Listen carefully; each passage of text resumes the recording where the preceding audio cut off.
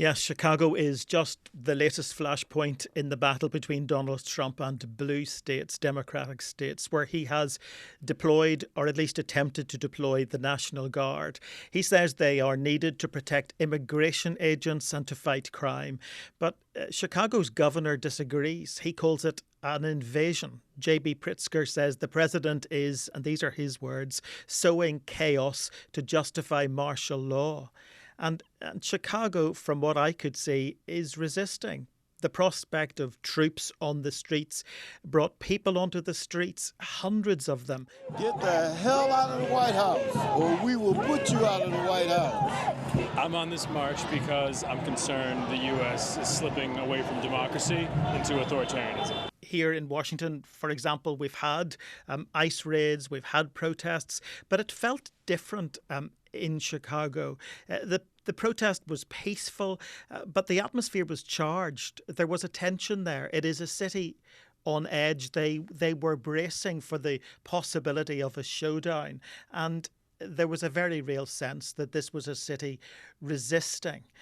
There's also a very real sense that this is a critical inflection point for American democracy, with lots of constitutional questions being asked about what state leaders are describing as a power grab by the president. We went to Pilsen, where tourists come to take pictures beside the immigration wall. That's a landmark there, a mural celebrating the contribution migrants have made to America. And the Hispanic community told me they were living in fear.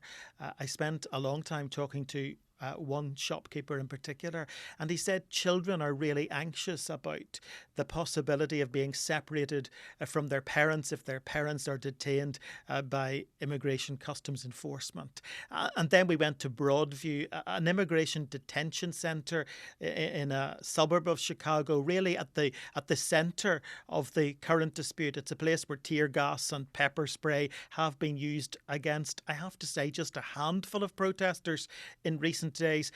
But we found no one there but journalists, just a few reporters and camera crews, and a few local police officers, mainly sitting in their vehicles. There were no troops. There was no apparent need for them from what we could see.